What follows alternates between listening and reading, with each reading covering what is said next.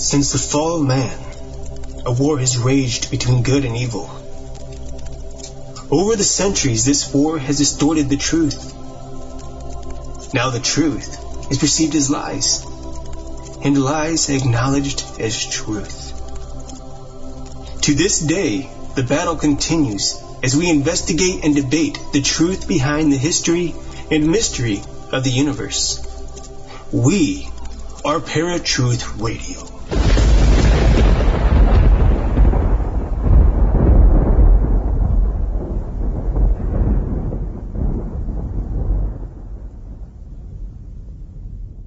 Haunted places can be scary enough, but sometimes the history of these haunted places is even scarier.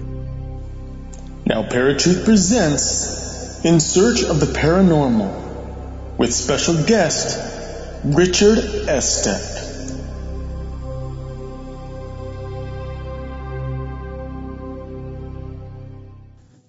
Hey Parafans, welcome to another episode of Paratruth Radio.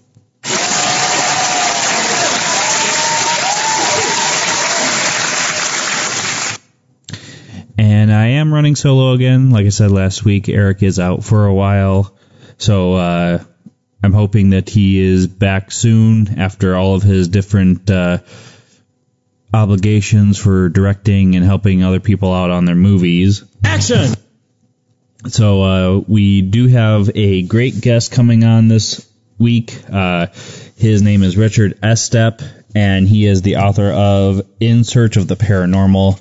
Richard's been in the paranormal since 1995. He started in the UK and spent 5 years investigating that in Great Britain. In 1999, he moved to the U.S. and started the Boulder County Paranormal Research Society in 2006 with his wife, Laura. And he's wrote several books. Agonal Breath, The World's Most Haunted Hospitals, The Beast of Mysore, Haunted Longmont, and again, the most recent, In Search of the Paranormal. So, gonna have a great show tonight. Always love having paranormal investigators on to pick their brain. So, without further ado, let's go to the line with Richard Estep. All right, Richard, welcome to Paratruth Radio. How are you? I'm doing very well, thank you. How about you? I'm very, very good. I am happy to have you on tonight. I wanted to give you a chance to tell everybody where they can find you, where they can find your book, In Search of the Paranormal, and all that great stuff before we get started. Thank you. So I love it when people drop by and visit me at my online home. That is www.richardestep.net. So Richard, ESTEP.net. And they can find the book there as well, correct? They can find all of my books. I'm currently working on my 6th. Awesome. All right. So just to get started here, you started Boulder County Paranormal Research Society in 2006, and you kind of started researching in 1995 into the paranormal. So I wanted to touch a little bit on that before we got started into the actual book. Sure. So I came to the States in 1999, and this was right around the time that Most Haunted and Ghost Hunters started to appear on the scene. They got pretty popular around about 2000, as I recall. And so the scene in the States was a little bit different to that in the UK, and so I hooked up with a team here in the US, a group called Rocky Mountain Paranormal, and learned their methods of investigation. And then, having a slightly different philosophy, I ended up branching off in 2006 and forming my own research team. So what was the difference in philosophy as far as the two groups? Well, I know that I consider myself to be a skeptic. I think that they are a little more hardline skeptic than I am. Oh, okay. Which there is absolutely a need for that approach, too, in this profession. Right. I've employed some different methods that they have. And recently, particularly during the writing of In Search of the Paranormal, I've done some things I've never considered doing in the past, like actually using a Ouija board, and those less traditional, or I should say less scientific methods of investigating. So getting into the book In Search of the Paranormal, what kind of got you started writing in the paranormal first off? So I've always enjoyed the work of writers like Peter Underwood, the great ghost hunters of old that would just write the books that I grew up on. I don't know if you're familiar with him because he's not as popular on this side of the Atlantic as in the UK. And sadly, we just lost Peter Underwood. Oh, wow. I want to say it was last year. But he is one of the greats and was very prolific. Essentially, his life's work became traveling the UK and documenting the legends, the ghost stories from the ground. You know, he would spend nights in these haunted houses and write about them. And this just fired my imagination and passion when I was a young boy. And to this day, I think he's my favorite writer on all things paranormal. And I wanted to follow in his footsteps. Okay. All right. So at the beginning of the book, you talk about the first time you ever saw a dead body in real life, and it was your grandfather when you were around 16. Mm-hmm. Did you guys ever have any activity going on after he passed, and that's kind of what sparked your interest in the paranormal, or? Actually, none whatsoever. I still miss my grandfather to this day, and my grandmother too, but the that I did have growing up was something I was looking for but didn't find. As I outlined in the book, I was my stepfather, his mom and dad lived in a city called Hull, and they had a very, very haunted house. But that was after the Second World War, and they still have the house in the family to this day. I'm very sad to say that my grandmother actually passed on yesterday, and I don't know what's going to happen to that place.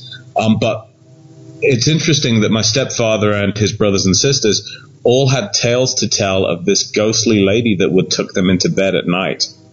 A very maternal spirit that would keep an eye on the children of the house, if you will.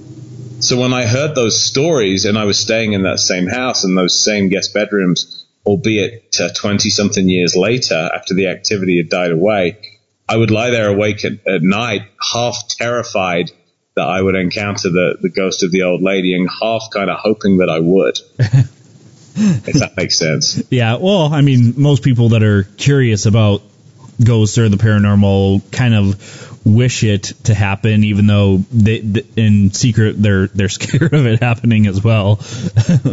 And I think we're all that way. There's a fear of the unknown, isn't there? That is wired into us. It's in our very DNA. Right.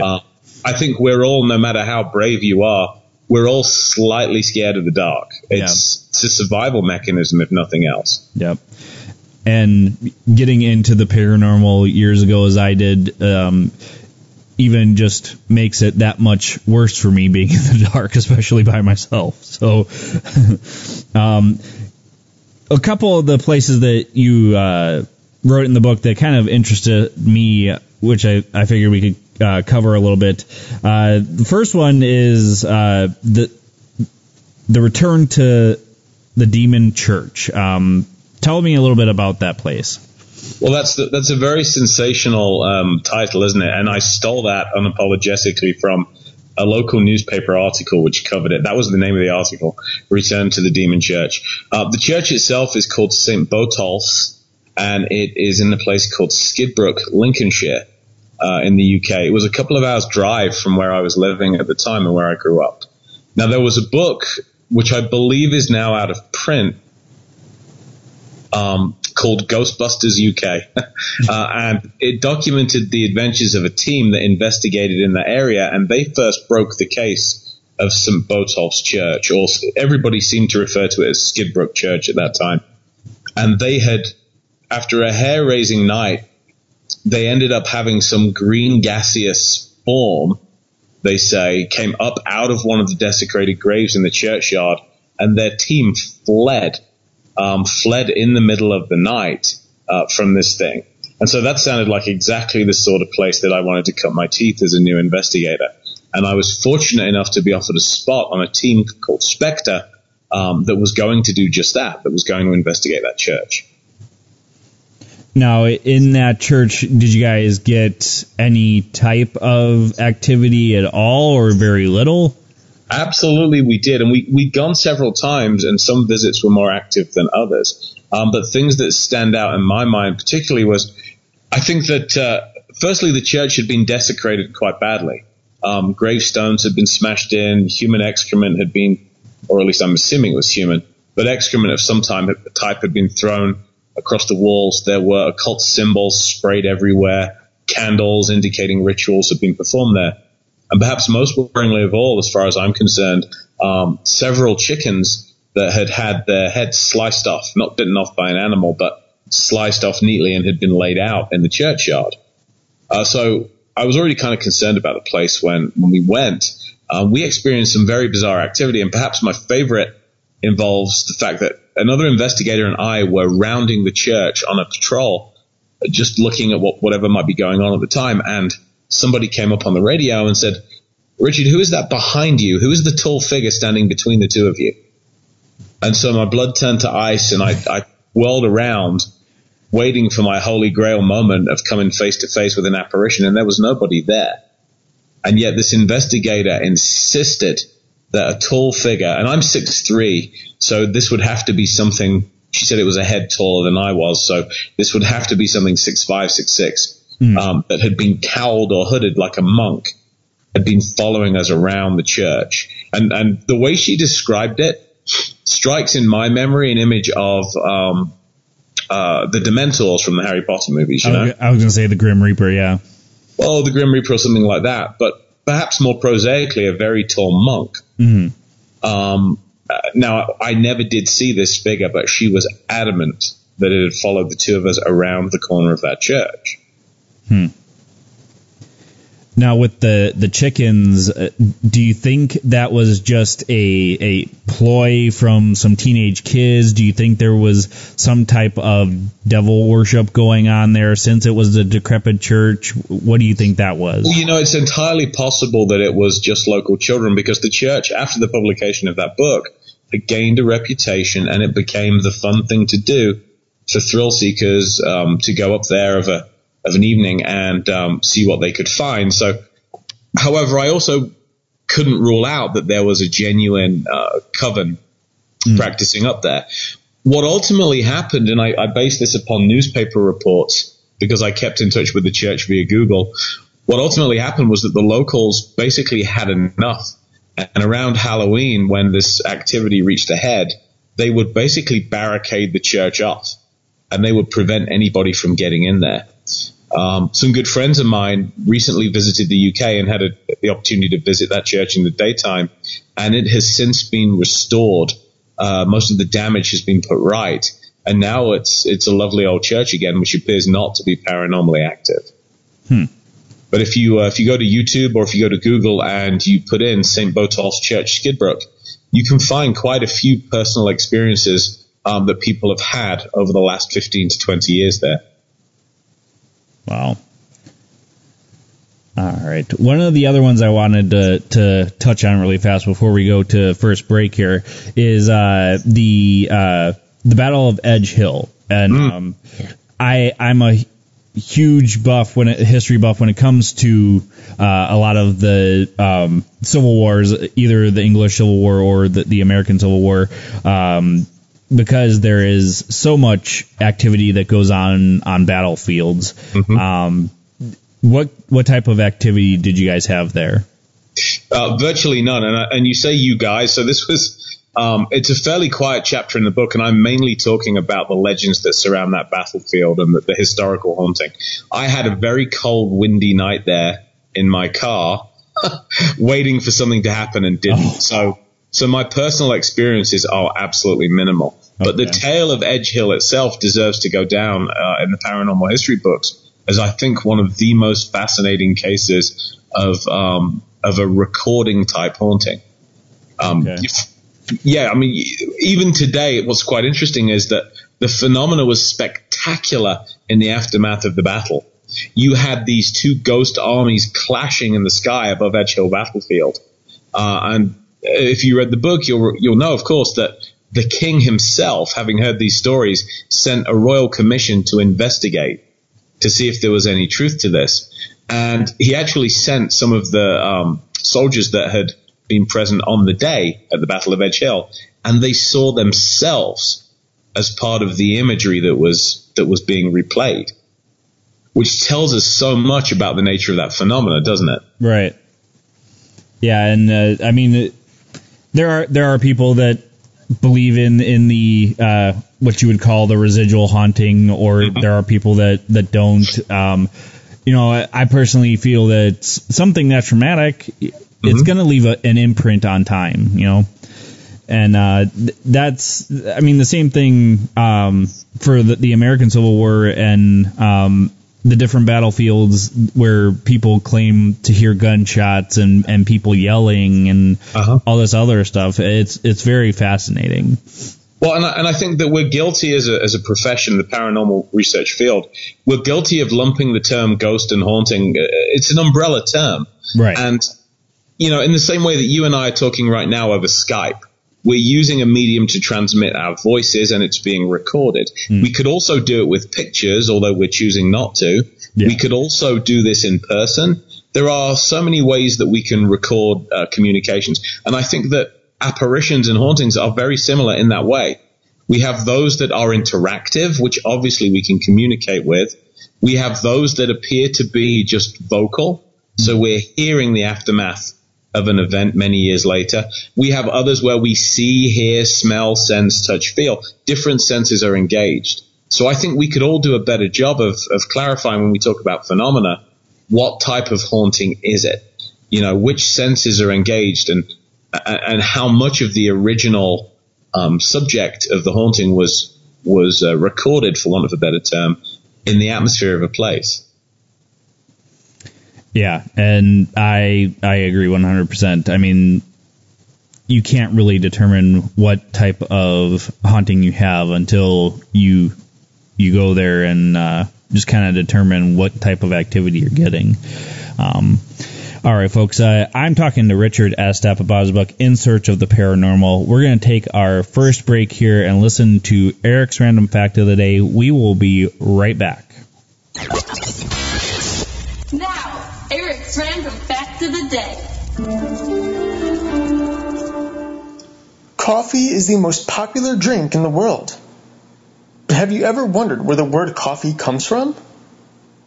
According to BuzzFeed.com, it all began with the Arabic word Kawat al-Ban, which means wine of the bean. It was then shortened to Kawa, borrowed by Turkish Kahav, borrowed by Dutch coffee with a K, then eventually translated to the English word coffee.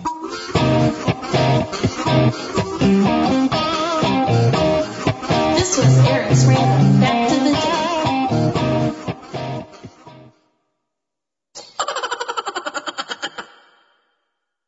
All right, folks, welcome back to Paratruth Radio. My name is Justin. I've been talking to Richard Estep about his book, In Search of the Paranormal. Now, Richard, one of the last chapters in the UK that you talk about is the Tower of London, which is known for its bloodshed. So tell us a little bit about the Tower of London.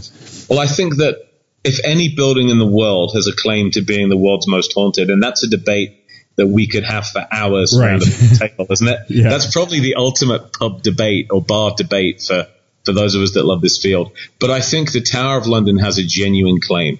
And it isn't hard to see why. When you investigate the history of the tower, you have so much, not only death that has taken place there, but also torture. It was a functioning torture chamber, for want of a better word, for generations. Some of the original equipment which still survives. So you look at just the bloody history of the tower and the amount of misery, despair, loneliness, death that took place there. It would be remarkable if the place weren't haunted. And what impresses me also is the caliber of the witnesses. Mm-hmm.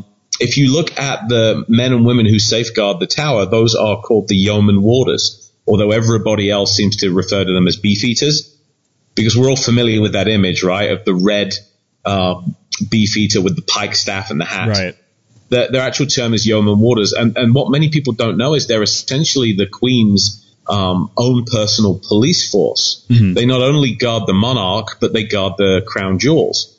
So they are all of them. In order to even be eligible to apply, you have to be a senior non-commissioned officer in the British military, one of the branches, Army, Navy, Air Force, or Marines, with exemplary conduct for 20 years before they will even consider you.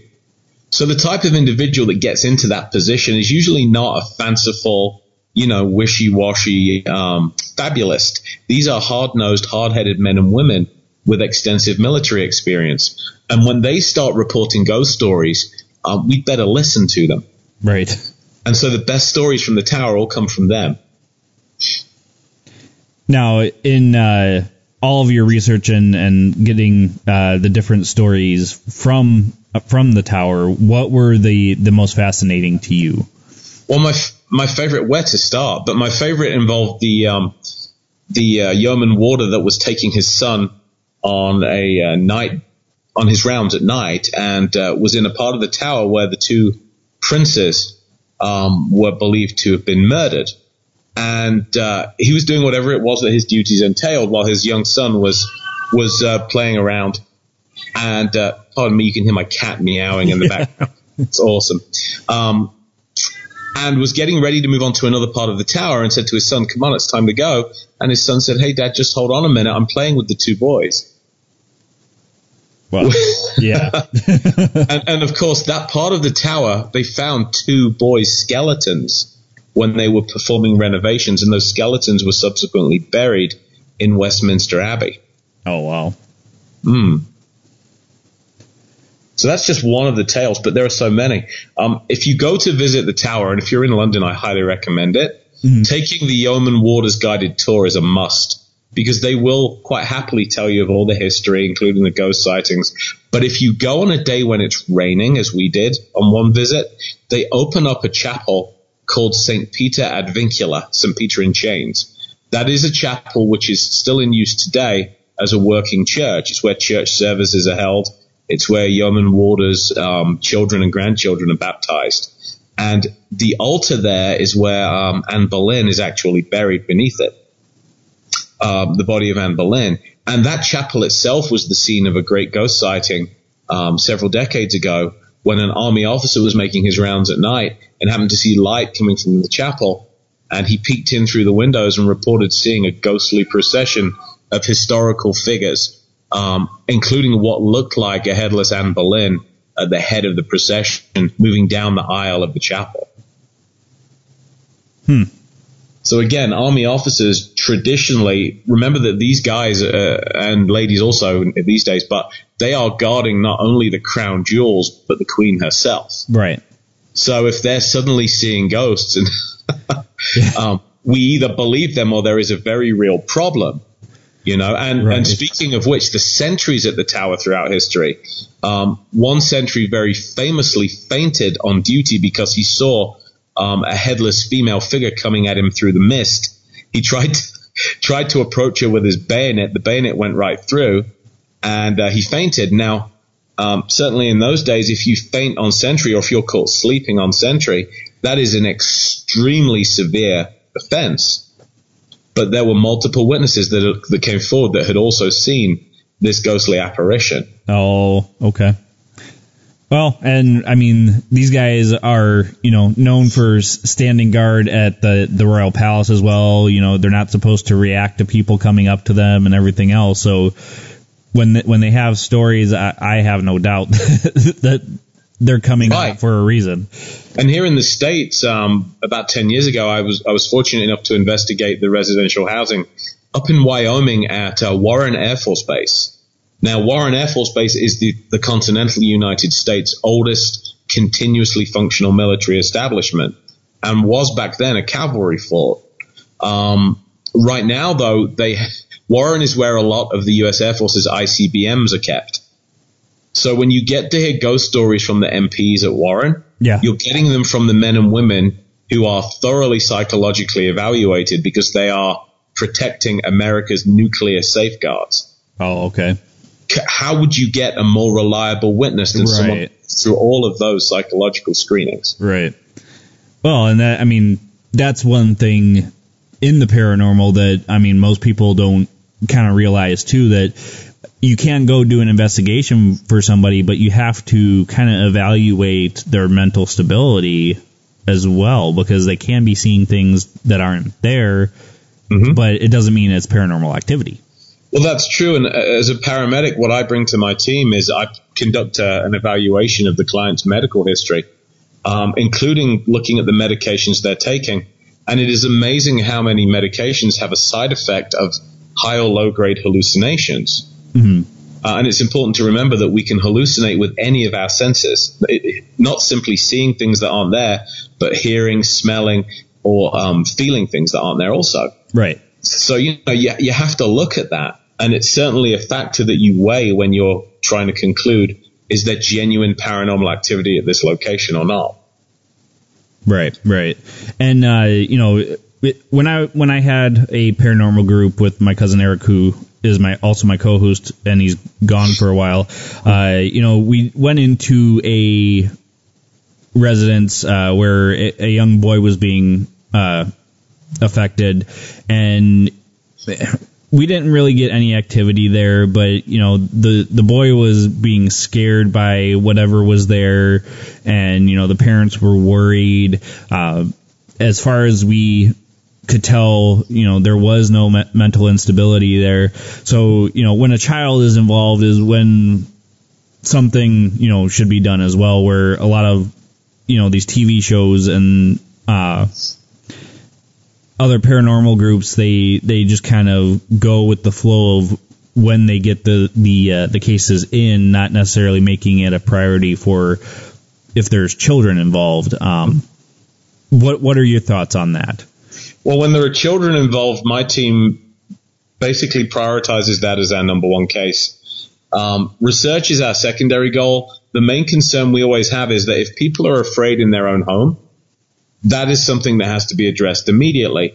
And that goes doubly so when there are children that are afraid to sleep in their own beds. Right. And of course, we're all familiar that children, some of them have, well, actually almost all of them have very active imaginations. But I write fiction. I have an active imagination too. Right. It doesn't mean they aren't experiencing something paranormal. Right. It just means you have to factor that into the claims that they're making. Yeah. And I learned as a paramedic and as an EMT before that, you learn how to get medical history questions out of children in such a way that you can filter out the truth from, shall we say, the more creative aspects. And it's definitely an acquired art. There are a number of people, though, that are trained to do it. Teachers are very good at that. Police officers are very good at that. Anybody that has a background in communicating with children. But yeah, it's a very high priority. And I've always thought that how many of the imaginary friends that children have are not entirely imaginary. Right. And that was actually a question I was going to ask. Do you think that a lot of cases of kids who have imaginary friends are more of a haunting type situation, or is it just their imagination going awry? I don't know that I would say a lot, because I don't know that I could put a number on it, but I certainly think that a percentage of them are genuine. A fellow investigator of mine told me a story once that chilled me rather. He was investigating a case in my hometown of Leicester where the children of the house were complaining about black children, and their mom was like, you can't actually say that. That sounds a little bit racist. Don't say black children. It turns out, though, that when they did the research into the history of the property many, many, many years before, there had been a house fire in which a number of children had burned to death. Oh, well, that would explain that. Well, the phrase took on an entirely different significance then. Yeah, and when you're a kid too, you're describing what you're seeing. I mean, it's not intentionally meant to hurt or be racist or anything like that. Children do just say what they see. It's a wonderful, endearing feature that I'm not entirely sure we should grow out of. Right. And one aspect of myself is that I kind of probably never grew out of that. I always tell it like it is and say what I see. And some people might be offended by that. I can see their perspective on that, but sure. It just pops out of my mouth. I can't stop it from happening. So, one thing that, really caught my attention is, at the end of the book, you mentioned, I hope you enjoy looking through these cases. As you can see, unlike the TV shows, you don't always get loads and loads of evidence. And, a lot of people don't understand that. We've talked to several paranormal investigators who bring the topic up, because we asked the question, do you guys think that you guys get a lot of evidence? And more times than not, we do, but it's not like on the shows. So for people who are interested in the paranormal or getting into paranormal investigation, what type of advice could you give to them? Because, these people are thinking, we're going to have hours and hours of evidence. Learn how to be bored. And I mean that in all seriousness. I'm a volunteer firefighter myself. In fact, I'm going to my firehouse for a shift after this interview. And if you believe what you see on TV, firefighters are forever running into exploding, burning structures. In reality, that's a very, very small percentage of what we do. You are going to spend times more in training than you are inside burning buildings. That's just the nature of the reality of the job. And yet, if you watch TV shows and documentaries, what do? They'll take a month in a firehouse and they'll edit it down to 45 minutes of high drama and excitement. Mm. And the same is true, I think, with the ghost hunting shows. We spend hour upon hour upon hour of researching the location, looking through records, interviewing witnesses. None of it really is dramatic. For want of a better word, none of it is sexy, in terms of ratings. Right. And then there is this very small subset where we do have activity going on that we can't explain. And we do have evidence that is coming up that is genuinely impressive. But in order to get there, you have to sieve for that gold. You have to get through a lot of garbage in order to get to the good stuff. And I think that not everybody has a patience for it, particularly if their expectations have been set by what they've seen on TV. Right. And, that's one thing that got me and Eric started into the paranormal is, seeing these groups doing what they're doing, kind of talking about it back and forth, our experiences. And it is one of those things where you don't really understand until you go and do it. But, as time went on, we started to understand, okay, it's not like the TV shows. And, unfortunately, a lot of times with these shows, I know a couple of them who've faked evidence for the ratings. Mm-hmm. And it's just one of those things that it's like, if I could tell anybody anything, don't go by what's on the TV shows. No, and I like to say, as an exercise in critical thinking, some of these, and I love those shows too, Justin, I will absolutely watch them. I refer to them as location porn. Because I sit there and drool at some of the places they get into to investigate, Yeah. But a good example of a show that did it right, in my opinion, was Ghost Lab. I really enjoyed Ghost Lab.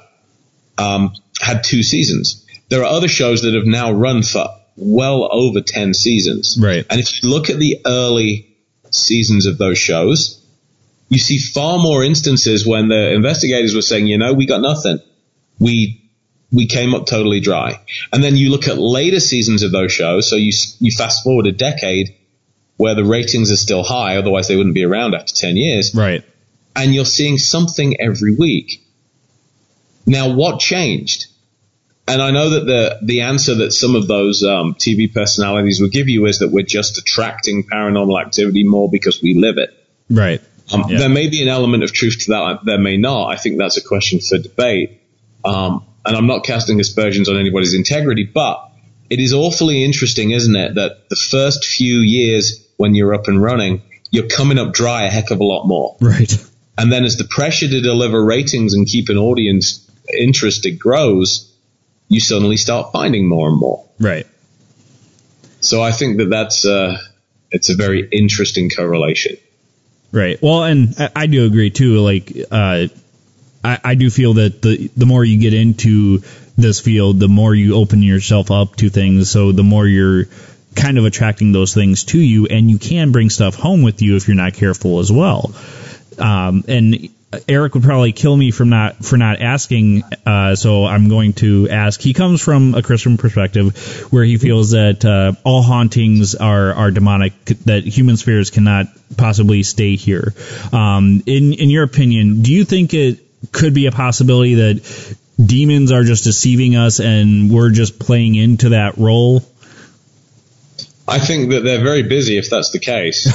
I think all human beings, we filter our evidence, and our critical thinking is all colored by our frame of reference. So whether you are a Christian, whether you're an agnostic or an atheist or a Muslim or a Buddhist or whatever, you are going to filter your findings through that frame of reference.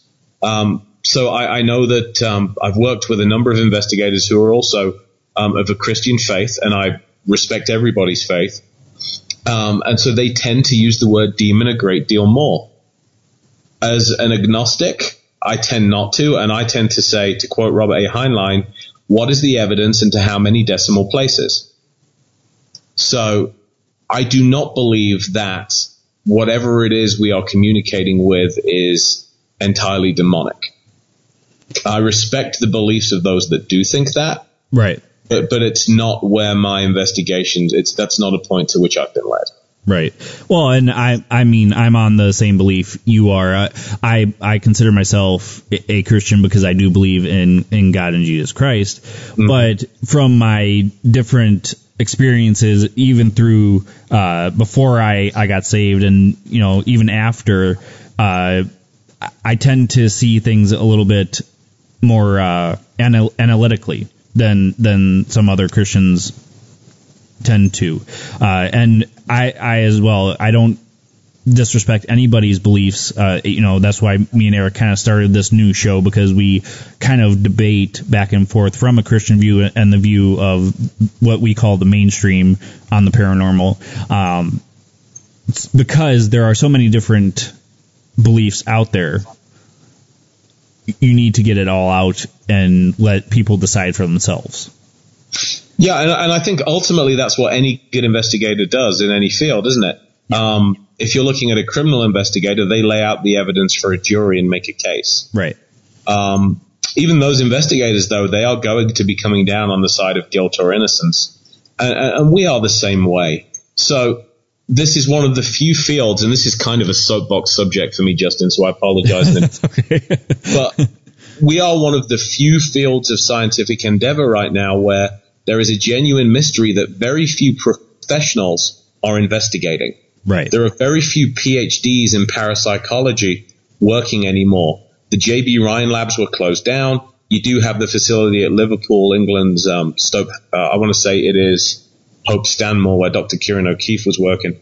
But for the most part, the greatest mystery of all is being investigated by people like us. Right. And we are of varying degrees of professionalism. We've all seen those teams that come in and will interpret every EMF fluctuation, every creaking floorboard as something paranormal. And then there are those teams that set a higher bar for evidence. But when this mystery is finally cracked, and I don't think it will happen within our lifetimes, because I think that physics has yet to catch up with the phenomena that we're investigating. Right. But when it finally is solved, a lot of the data points for the researchers that solve it will come from teams like ours and yours. A bunch of dedicated amateurs that were trying to be as professional as possible, that spend a lot of time in the dark investigating these kind of claims, while huge chunks of the scientific community laughed at them.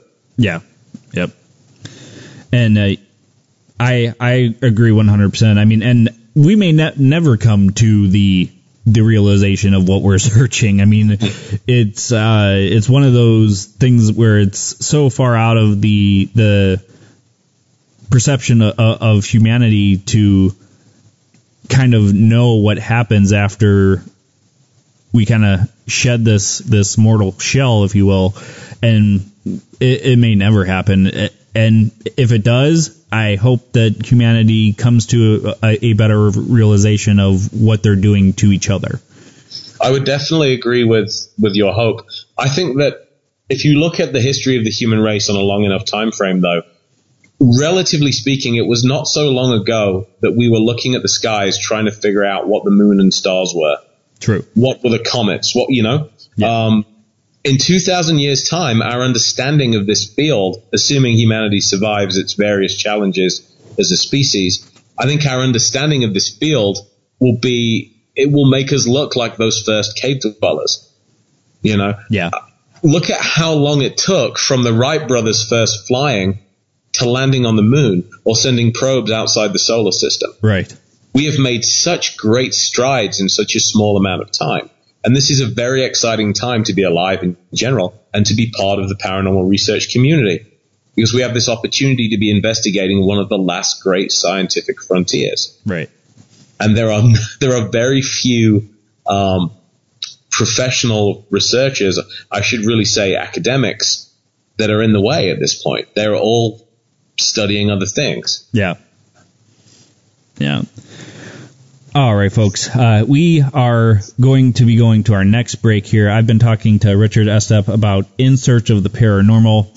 We will be right back after your paranormal headlines. And now, Paratruth Radio's Paranormal Headlines.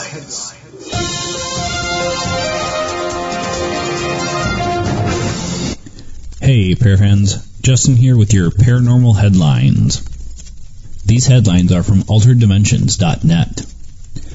Police discover nearly 4,000 bladed weapons and evidence of satanic activity in booby-trapped Florida home. After reviewing CCTV security footage showing 47-year-old Nicole Ellen Frey Dakima cutting a neighbor's screen, police went to the woman's home to make the arrest. Inside, they found Dakima brandishing a large sword with which she took a swipe at an arresting officer, missing his head by inches. Dakima was subdued 5 hours later after being shot twice with a non-lethal beanbag round from a shotgun and tasered. Neighbors described Dakima's Brooksville, Florida home as a house of horrors. Hernando County Sheriff's Office say inside the home they found 3,714 weapons, including knives, swords, machetes, and other bladed weapons. Police say each room of the trailer house contained at least 500 bladed weapons, arranged so densely as to create a wall of weapons. 5 officers were injured removing the weapons from the home. Police say the inside and outside of the home were booby-trapped with bladed weapons, knives, and blades arranged in the yard under blankets and embedded in the floors of the home. Police also found other oddities inside, including an altar surrounded with chicken bones and human skulls. Dakima was charged with assault as a law enforcement officer resisting arrest with violence, property damage, and 3 counts of probation violation. She was being held in the Hernando County Detention Center without bond. More Russian stone UFOs discovered. Researchers say the million-year-old disc-shaped relics hint at alien past. It was only a few months prior that Russian miners dug up an intriguing disc-shaped stone at Siberia's Kuznetsk Basin, Russia.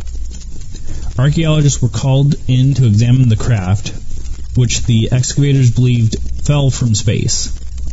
The unusual object was perfectly circular with a dome-shaped top and weighed over 400 pounds. The depth at which the object was found hints that it could be older than mammoth bones found in the same area at a much shallower depth. This week, another disc-shaped stone object was found, a much bigger one. Vadim Chernobrov, head of Russia's ufology and cryptozoology group, reported that his team unearthed a 14-foot disc stone at the Medvedskaya Ridge region of the Zernovsky district in Volgograd. The object is perfectly symmetrical and one of dozens of similar fossilized discs the team has found near the site. One researcher noted that the discovery leads me to conclude that this UFO is a military drone, but it was probably damaged during the attack and got off course, crashing on Earth. And this has been Justin with your Paranormal Headlines. This was a segment of Paratruth Radio's Paranormal Headlines.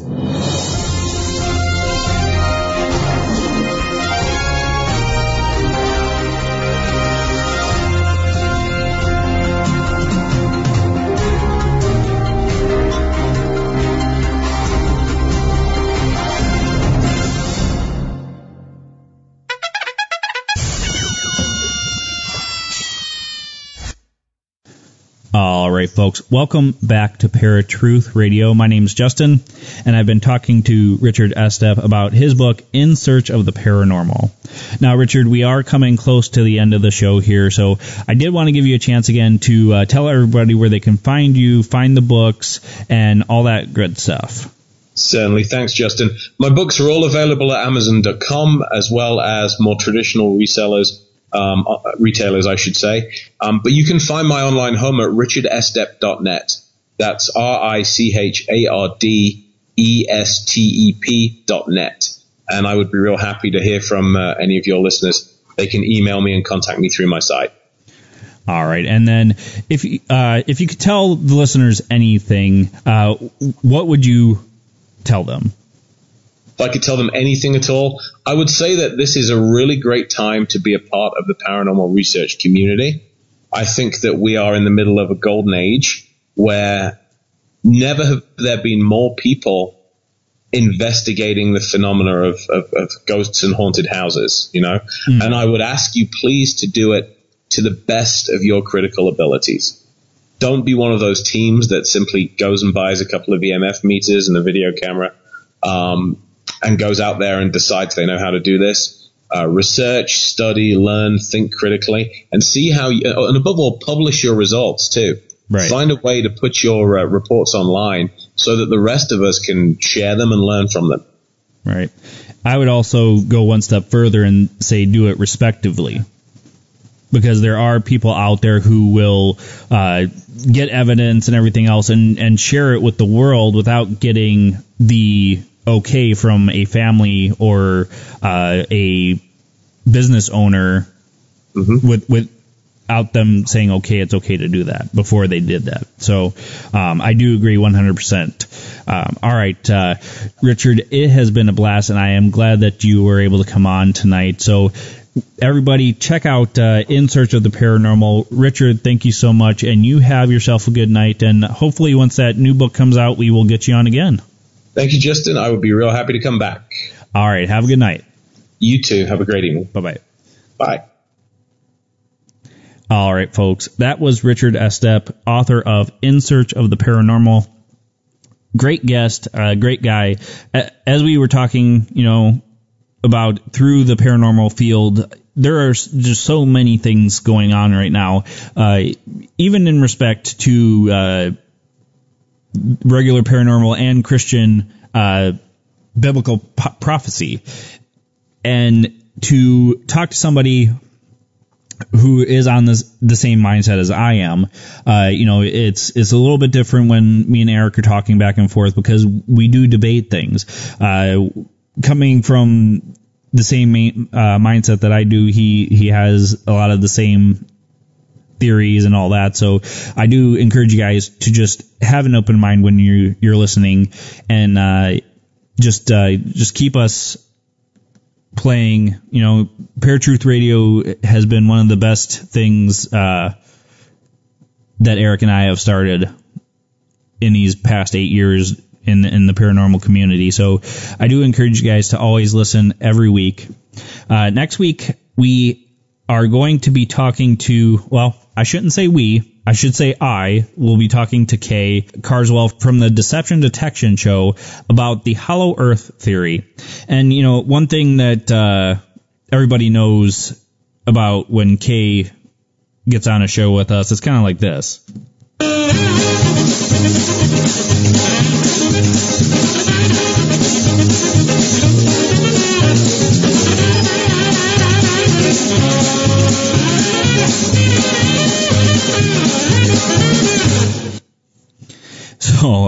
it's going to be a fun episode, and I've never really done a whole lot of research into the Hollow Earth theory, so this will be a learning experience for me. I know it's going to be a learning experience for Kay as well. One thing that most people don't know is that there is a theory out there that people believe that our Earth is actually hollow. There's several layers of different planets, if you were, inside the Earth, as some people believe, and that the center of the Earth is actually another sun. And a lot of people believe that might be where a lot of these extraterrestrial sightings are coming into play, because of they're actually coming from underneath the Earth, not from another planet.